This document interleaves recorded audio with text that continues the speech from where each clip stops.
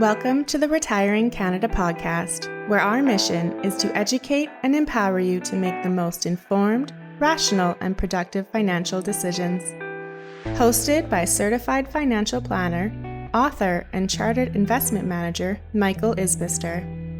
You'll go behind the scenes to uncover the tips and strategies to help you invest smarter, optimize your retirement income, and reduce the amount of tax you pay.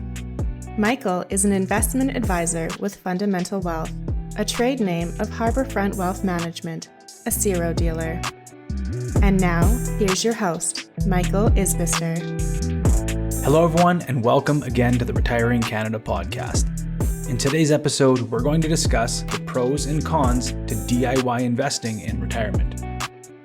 Specifically, I'm going to chat about who is the typical DIY retirement investor, the 3 core pain points of the retirement DIY investor, 4 pros and 4 cons to DIY investing in retirement, 10 things you should expect if you work with an advisor, how our biases impact our decision making, and lastly, as always, a few action items for you to consider.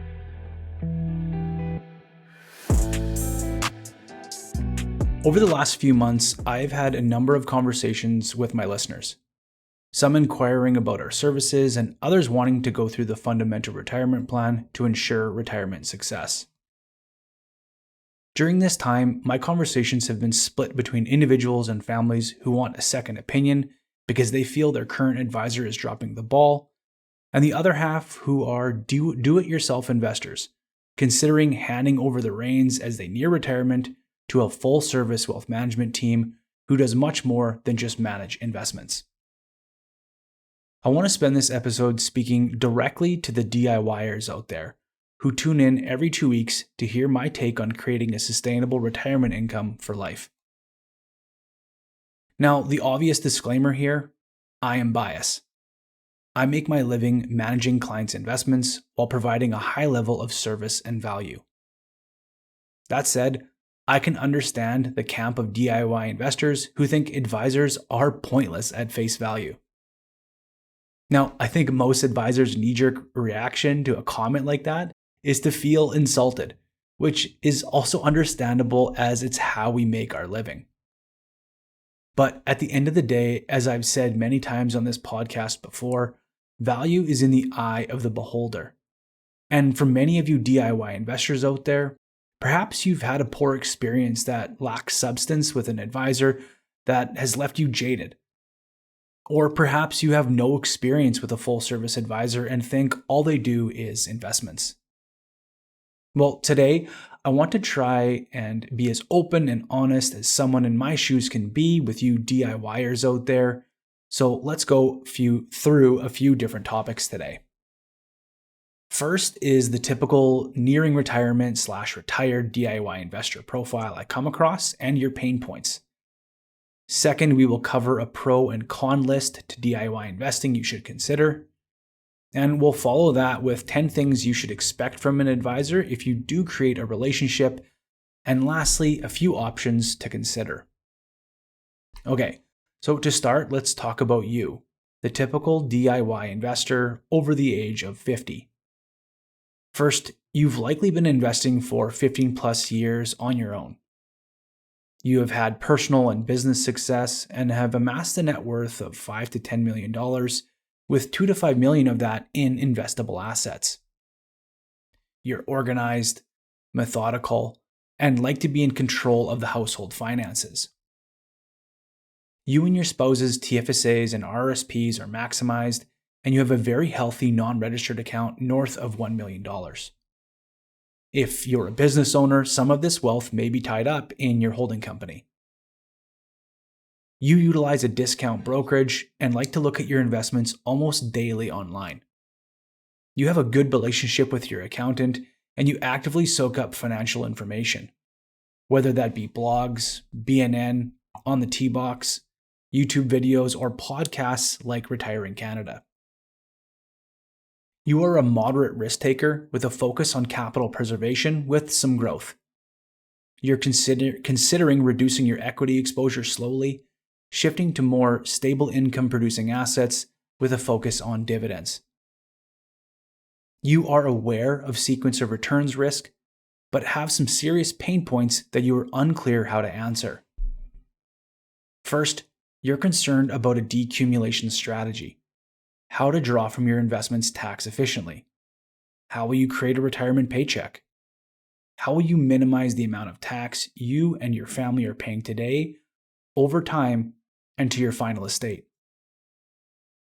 Second, when should you and or your spouse start CPP and OAS? And how does this impact your income and taxes? And will you even ever receive OAS? Or will it be completely clawed back?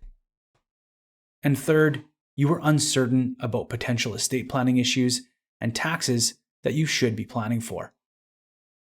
Okay, so how did I do? Does it sound like someone you know? Okay, with that out of the way, let's shift gears and chat about the pros and cons that you, the DIY investor, should be aware of. So, starting with the pros, first off, the elephant in the room: lower cost. No advisory fee means you keep more of your return. Advisory fees can range from as low as 30 basis points for high net worth investors to 1% for investors with over $1 million in assets. Now, this number can vary widely across Canada, but these are a decent ballpark to work with.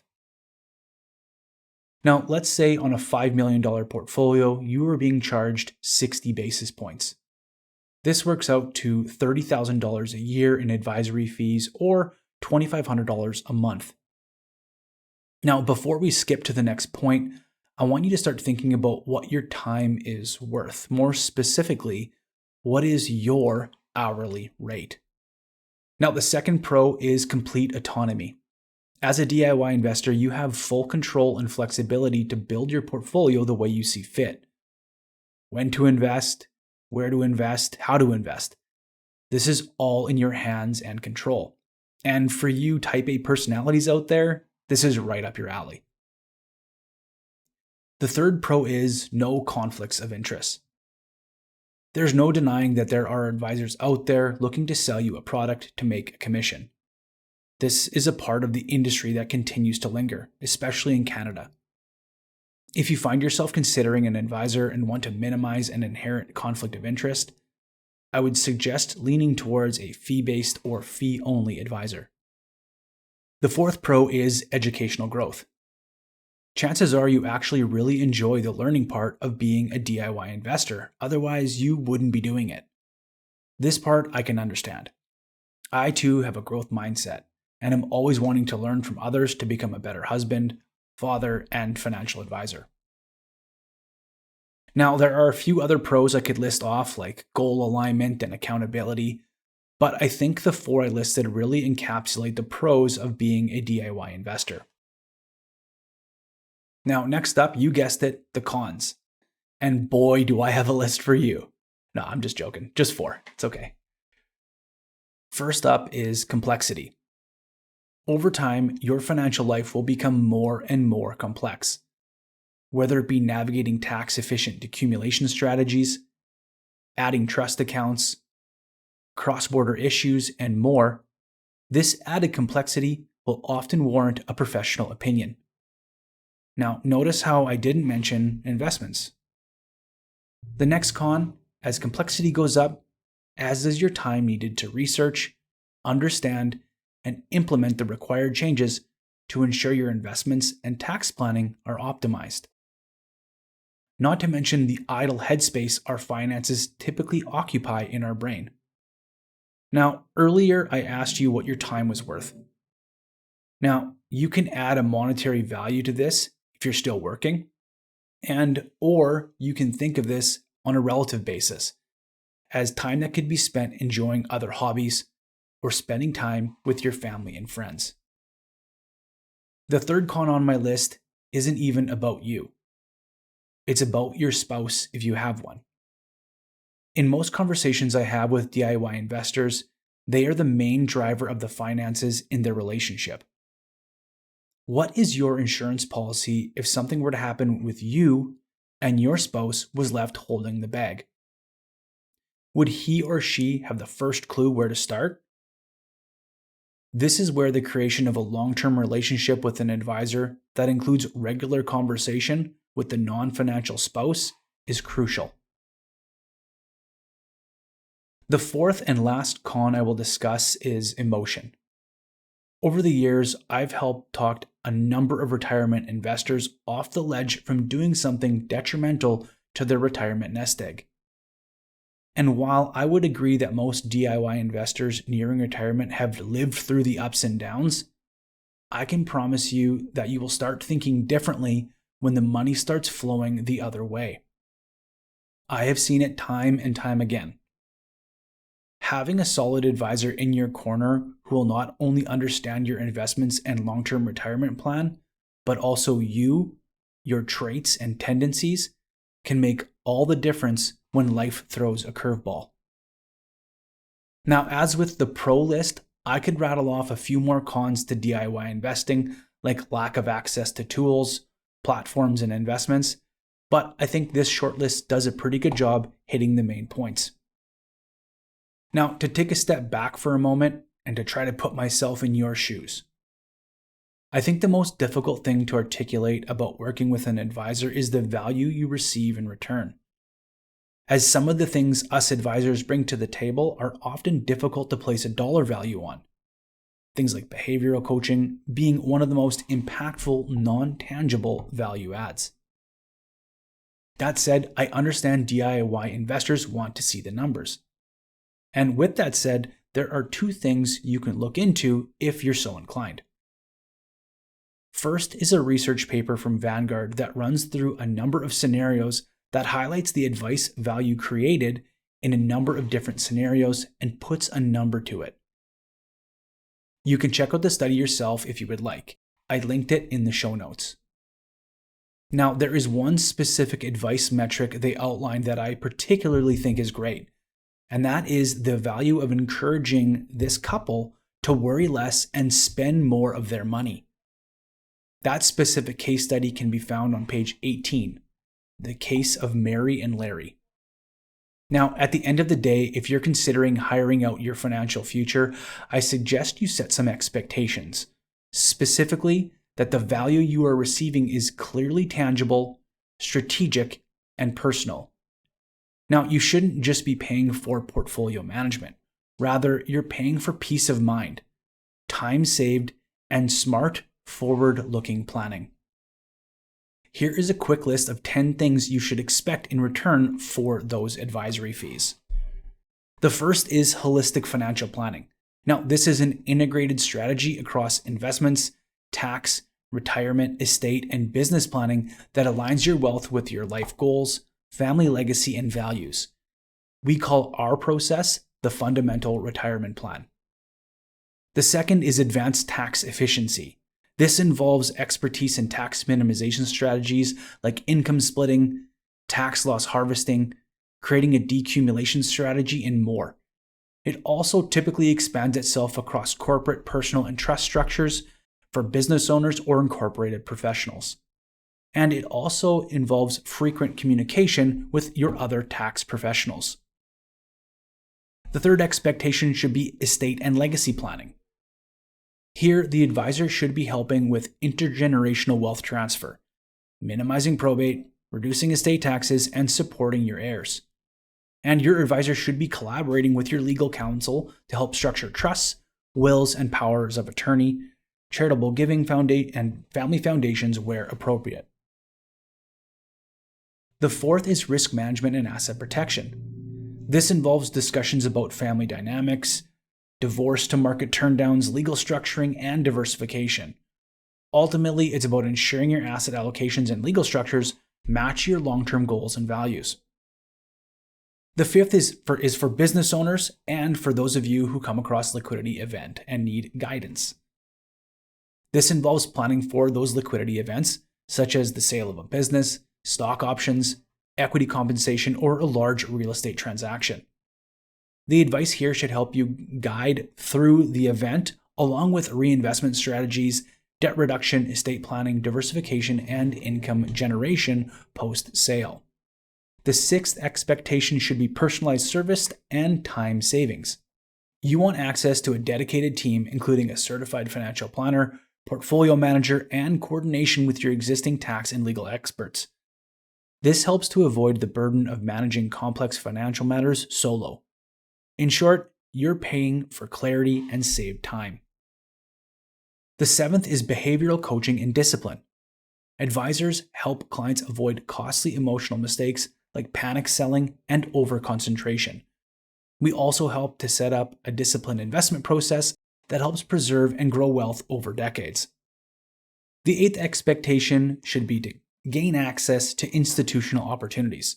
So these are things like private investments, alternative assets, and institutional strategies not typically available to the retail investor. The ninth is to coordinate with your other professionals. Now, as I mentioned a few times already, this coordination brings balance and a collaborative approach that should be expected from your advisory team. And lastly is trust and peace of mind. It's all about giving you the confidence that your entire financial picture is managed with expertise, high levels of due diligence, and a long-term perspective. In short, the value you expect is strategic thinking, personal attention, and financial clarity, not just investment returns. The best advisory firms prove their worth by becoming your family's long-term financial quarterback. Now, if you've made it this far into the podcast and you are a DIY investor, I hope you didn't feel preached at too much. I know I have a bias when it comes to this discussion, but I will argue with absolute conviction that most nearly retired and recently retired households would ultimately be in a net positive position working with our team when compared to doing it yourself. Don't believe me? I encourage you to check out our fundamental retirement plan and put our value to the test. Okay, so that'll do it for today. Here are your action items for today's episode. First off, one of the largest shortfalls I see when chatting with DIY investors is overconfidence in what they're doing and in the future. I would challenge your entire plan and assumptions with one simple question. What would your spouse do if you passed away tomorrow? Second, for the hardcore DIYers out there who never want to relinquish control over their investments but are seeking some advice, I suggest you search out a fee-only planner. These kinds of planners are typically charge a flat fee or hourly fee that is not based on your assets. And lastly, I've chatted a lot about my biases in this episode, and I try to put myself in your shoes. Now, when I do these kinds of episodes, I have really been trying to put my ego to the side the best I can. But I challenge you, the DIY investor, to reflect and do the same. You have your own bias when it comes to what you think is best when it comes to your investments, retirement plan, and working with an advisor. Ultimately, there is tangible cost associated with working with our advisory team. But don't kid yourself. There is also a cost associated with DIY investing. Missed tax planning opportunities, lack of investment diversification, and your time all have a dollar amount associated to them, whether you like to admit it or not. Okay, so that'll do it for today's episode. Make sure you add us on all of our socials, LinkedIn and Facebook. Be sure to check out the resources that I mentioned in the description. If you're enjoying the show, please subscribe and leave us a 5-star review in your favorite podcast app. Be sure that you're signed up for the weekly Retiring Canada newsletter. And hey, when it comes to your retirement, don't take chances. Make a plan so you can retire with confidence. All comments are of a general nature and should not be relied upon as individual advice. The views and opinions expressed in this commentary may not necessarily reflect those of Harbourfront Wealth Management. While every attempt is made to ensure accuracy, facts and figures are not guaranteed. The content is not intended to be a substitute for professional investing or tax advice. Please seek advice from your accountant regarding anything raised in the content of the podcast regarding your individual tax situation. always seek the advice of your financial advisor or other qualified financial service provider with any questions you may have regarding your investment planning.